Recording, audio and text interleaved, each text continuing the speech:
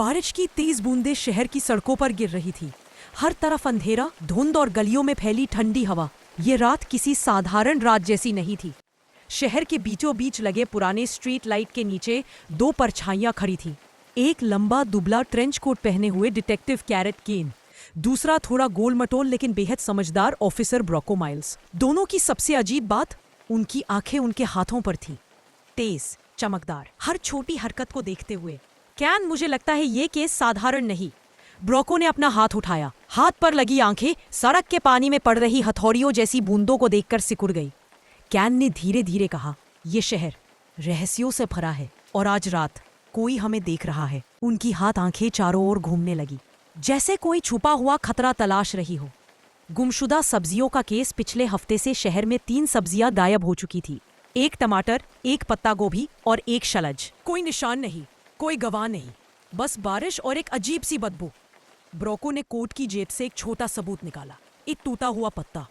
Can, ये वही पत्ता है जो हर केस पर मिलता है। ये किसका हो सकता है? कैन ने हाथ आंखें करीब ले जाकर पत्ते को देखा, फिर स्ट्रीट लाइट की छाया में कुछ चमकती हुई चीज पर नजर गई। छाया में छिपा हुआ रहस्य। एक दूर की गली में कोई आकृति खड़ी थी, लंबी, पतली और हवा में हिलती हुई। जैसे ही वह हल्का सा आगे बढ़ी, उसकी आंखें लाल चमकने लगी। कैन और ब्रोको दोनों ने तुरंत अपने हाथ उठाए। उनकी हाथ आंखें एकदम सावधान मुद्रा में फैल गई। कैन ने धीरे से कहा, खेल खत्म होने वाला है, हमारे सामने असली किडनैपर है। छाया में खड़ी आकृति मुस्कुराई। एक पतली आवाज आई, तुम देर से आए डिटेक्टिव, सब्जियों का शहर अब मेरा होगा। और अचानक गली की लाइट बुझ गई। बारिश अभी भी बाहर खिड़कियों पर थपथपा रही थी। पुलिस आर्काइव रूम में पीली टेबल लैंप की रोशनी में डिटेक्टिव कैरेट केन एक पुरानी फाइल को धीरे धीरे खोल रहा था। उसके हाथ पर बनी आंखें फाइल के पन्नों पर घूम रही थी। हर नोट, हर तारीख, हर गायब हुई सब्जी का नाम। ऑफिसर ब्रोको माइल्स, जो कम बोलता था लेकिन जरूरी बात कभी नहीं छोड़ता, बोर्ड पर लगी तस्वीरों को देखते हुए बोला, कैन, ये तीनों केस किसी एक ही जगह से जुड़े हैं। कैन की हाथ आंखें सिकुड़कर एक पन्ने पर ठहर गईं। Underground tunnels. उसने फाइल बंद कर दी।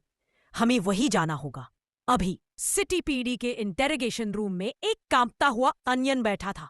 उसकी परतें डर से थर-थर हिल रही थी। ओवरहेड लैब उसकी छाया को अजीब आकार दे रही थी। कैरेट केन उसकी तरफ झुककर बोला, तुमने वो साया देखा था या नहीं?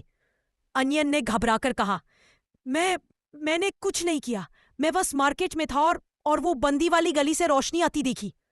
ब्रोको माइल्स की हाथ आंखें संदेह से चमक उठी। कौन थी वो रोशनी? अनियन चुप। कैन ने मेज पर हाथ रखा। उसकी हैंड आई सीधे अनियन पर घूर रही थी। अनियन टूट गया। अंडरग्राउंड वहां कोई बड़ा प्लान बना रहा है। पुराना मार्केट टूटा फूटा और वीरान पड़ा था। कहीं दूर से टपकते पानी की आवाज ही सिर्फ जीवन का संकेत दे रही थी। कैरेट केन ने जमीन पर एक अजीब से चिन्ह को देखा। ये वही सिंबल है जो हर गायब वेजिटेबल के कमरे में मिला था।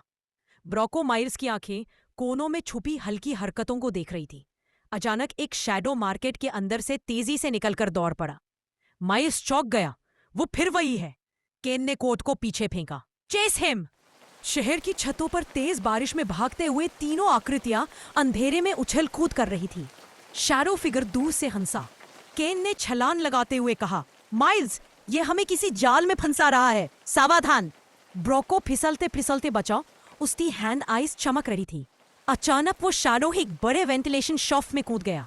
माइल्स चिल्लाया, वो अंडरग्राउंड जा रहा है। भूमिगत सुरंग में अंधेरा, नमी और पुरानी सब्जियों के सड़ने की गंध फैली हुई थी। दीवारों पर अजीब चिन्ह थे, वही सिंबल्स जिन्हें केन ने फाइलों में देखा था। केन की हैंड आइज ने एक बड़े आयरन डोर को स्कैन किया। माइल्स बोला, ये जगह असली किडनैपर का हेडक्वार्टर्स है। दरवाजा धीरे धीरे खुला और सामने एक बड़ी रोशनी से नहाई हुई लैब थी। लैब में कांच के जार्स, ग्लोइंग लिक्विड्स और मैप्स हर जगह फैले थे। एक बड़े मेज पर शहर का नक्शा था, सब जगह लाल एक्स के निशान। माइल्स ने कांपते हुए कहा, ये पूरी सब्जी सिटी को अगवा कर रहा है। केन ने कहा, और अगला शिकार हम है। अचानक कमरे में एक गहरी आवाज गूंजी। आखिर पहुंच ही गए। कैरेट केन, वही शैडोई विलन, लैब के अंदर सामने आया। पीछे तेज सफेद रोशनी से उसका आकार डरावना लगता था, लंबा, पतला और उसकी आंखें खून जैसे लाल।